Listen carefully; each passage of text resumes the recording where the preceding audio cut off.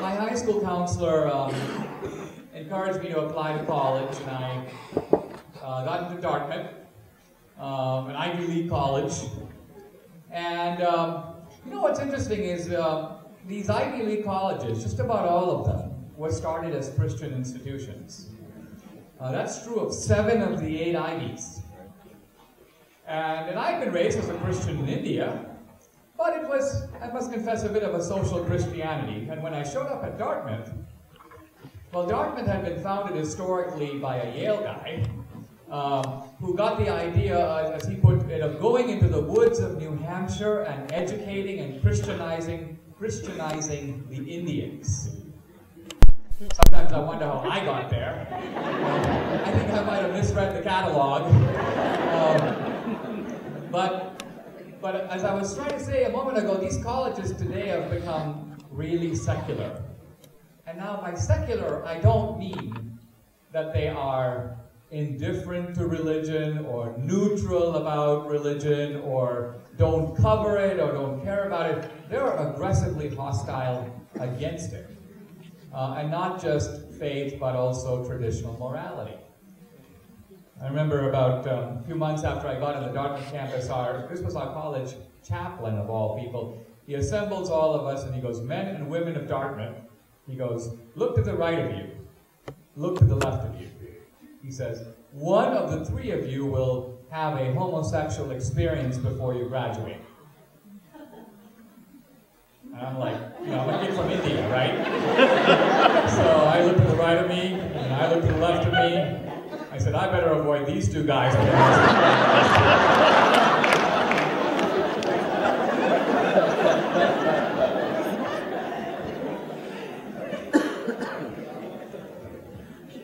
I'm now the president of a Christian college. It's called the King's College in New York City.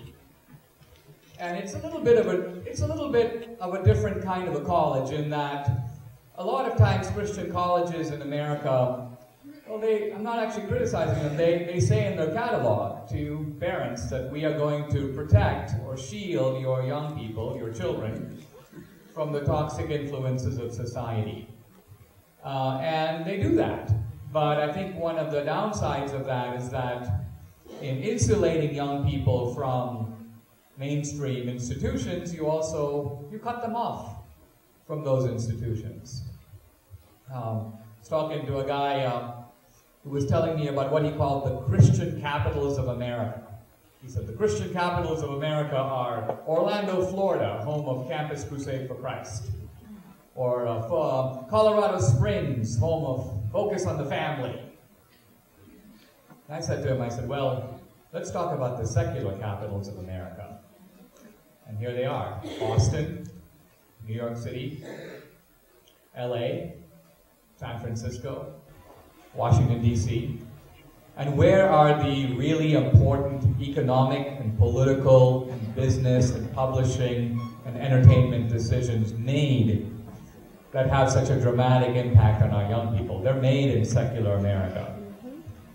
So the mission of our college, the King's College, is to find bright young people from around the country and bring them to New York City, but not with a view to dropping out of society or being sheltered from society, but with a view to developing an articulate Christian worldview. We sometimes call it bilingualism. You speak the Christian language in church, but you got to learn a secular language for the larger society. That's what the King's College is all about. My career is a little bifurcated. I have one foot in the God debate. I've been spending some time debating leading atheists around the country. And my job has gotten a little lonelier since Christopher Hitchens, perhaps America's leading atheist, died a few months ago, tragically, of cancer. But my other foot is in the political world. And I've been now for 20 years a writer on political issues. I became a conservative in the Reagan years. So I think of myself a little bit as one of those young Reaganites from the 80s. And now we have today in Obama a very different kind of a president. And I want to say a little bit about who Obama really is, because I think for those of us who care not just about economic issues, not just about foreign policy, but also about the so-called social issues, about life, about the family as a core bedrock institution of society. For those of us who care about the whole range of issues, it's really important to get a grip on Obama. Years ago when I worked for Reagan, I was a young, in my 20s, policy guy in the Reagan. I was a low man on the totem pole, but had the privilege of working in the Reagan White House. And Peggy Noonan, who was a speechwriter for Reagan, she would say that even when Reagan wasn't around, the idea of Reagan ruled. And what she meant was that even if Reagan was away, if an issue came up, should we raise taxes or cut them? Should you increase regulation or reduce it? Should you support an anti-communist movement in Nicaragua or not? You actually didn't need Reagan. You had such a good idea of who Reagan was that you could make a really good judgment, a guess, an educated guess, because we understood Reagan's compass. Obama is not only the most unknown guy to come into the Oval Office, but 4 years later, I submit, he's almost as big a mystery as when he came. And if we don't understand Obama, not only can we not explain what he's doing, but it's impossible to know what he will do if he is reelected. Most presidents don't play their hand in their first term because they remain, tethered to public opinion. They need to be reelected to achieve their agenda. But once they've been reelected, they, in a way, become themselves. Once they're reelected, the real Obama will emerge. But who is that man? Who is the real Obama?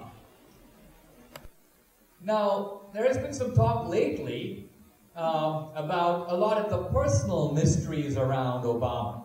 And those, by the way, abound. I'm not talking about the so-called birth certificate or the birther issue at all. I actually think Obama was born in Hawaii. But there's a lot of other stuff about his life that's kind of a black hole. When Obama was first elected, the New York Times thought it would be kind of interesting since Obama had gone to college in New York, Columbia University. And the Times said, hey, why don't we interview a bunch of guys who knew Obama in New York? Let's interview his roommate. Let's interview some guys who went to class with him. Let's interview the guy who cleaned his apartment. Let's interview some guys he would hang out with in a cafe or a bar. And so the New York Times, after doing a check, found that it was unable to identify a single individual who knew Obama in New York. This was extremely odd, so the Times said, let's contact Obama, and surely he'll give us a list of people we can talk to. Obama refused. He would not provide a single name of anybody he knew in New York City. And to this day, no fellow student has surfaced who said, I was in class with him. Now think how odd that is for the president. Obama talks in his book about a number of different girls that he dated over the years, and one that he seemingly lived with for a year. Or at least they were extremely close. He visited her in her family home, and so on. This was Obama's girlfriend. Until about 4 weeks ago, no woman had ever come forward and said, I dated Obama. No journalist had ever named any such woman. Vanity Fair, in last month's issue, has an interview with a woman who knew Obama, but her history is completely different than the history of the woman in Obama's book. And when asked about this, Obama goes, well, that wasn't really her. The woman in my book was a composite of a number of girlfriends I had at the time. But this only deepens the mystery, because none of those girlfriends have come forward. Nobody knows what Obama's grades were at Columbia. Nobody knows what his LSAT score was to get into law school. Even though he was the editor of the Law Review, he never published a single article either in the Law Review or anywhere else. Nobody knows what his bar scores were in passing the bar exam, or even if he did. All of this is unknown territory for what should be the most carefully examined man in the United States. So this is some of the personal mystery of Obama. That's a given. I'm not even going to talk about that, even though I have some ideas about it. I'm actually more interested in what I will call the ideological mystery of Obama. And the ideological mystery of Obama is, what does he think? What's his worldview? Now, in some ways, I think as we look at Obama, we have a sense that he is not a traditional Democrat. There's something about him that's a lot different than, say, Bill Clinton, or John Kerry, or Al Gore, or even the hapless Jimmy Carter. With all those guys, you may like them, you may not like them, but you had a good idea of who they were. And with Obama, it's different. And the reason we know it's different is actually if you listen to things said about Obama, on the left or on the right, they're so radically contradictory that you know that something is very wrong here. So on the left, one group of people says, Obama is the champion of the progressive cause. Another group, including some Occupy Wall Street guys, Obama is a betrayer of the progressive cause. He's a sellout to Wall Street. And then on the left, you have one group that says Obama is the champion of civil rights. He's the fulfillment of Martin Luther King's dream. You have another group of a number of black leaders, Cornel West, Tavis Smiley, a number of people in the Black Caucus who say Obama's not even black. He never had the black experience. He never sat at a segregated lunch counter. He isn't even descended from slaves. So what does it mean to call him black in the American sense? His dad was an immigrant. His mom, a white woman from Kansas. On the right, you hear all kinds of stuff like, well, Obama wasn't born here. He's an alien. Or, Obama's a socialist. Or, Obama is a secret Muslim. Or, Obama is a Manchurian candidate. Some other guys are manipulating him. And you can see it's all wildly contradictory. Which is it? Well, one way we can answer this question, I believe, is to ask a little different question, which is, what is Obama's dream? Is it the American dream? Is it Martin Luther King's dream? Or is it something else? Now, when you think of the American dream, what is the American dream? I mean, for the American founders sitting around the table in Philadelphia, the American dream was, we're going to create a new kind of society. The founders call this the Novus Ordo Seclorum. A new order for the ages. A unique type of country based on a unique set of principles. And this idea that America is unique is today, by historians, called American exceptionalism. We're exceptional. There's something that makes us different, for better or worse. And Obama was asked a couple of years ago, do you believe in American exceptionalism? Obama answered, no. He said, well, the Greeks think they're exceptional. The Brits think they're exceptional. So Obama's point is kind of, well, if everybody thinks they're exceptional, gee, no one really is. So Obama's dream is not the American dream in that sense. Well, is it Martin Luther King's dream? Now, Martin Luther King's dream was the dream of the colorblind society. And I think very honestly that if it wasn't for that dream, Obama wouldn't be in the White House. There's no question that the colorblind ideal propelled Obama forward. And by the way, it's not just that Obama is African American. The idea is that Obama was a different kind of African American. He was not Jesse Jackson. You know, he was not Al Sharpton. Those guys have based their careers sort of on the Godfather principle of, you know, making you an offer you can't refuse. In other words, they have been sort of the shakedown men.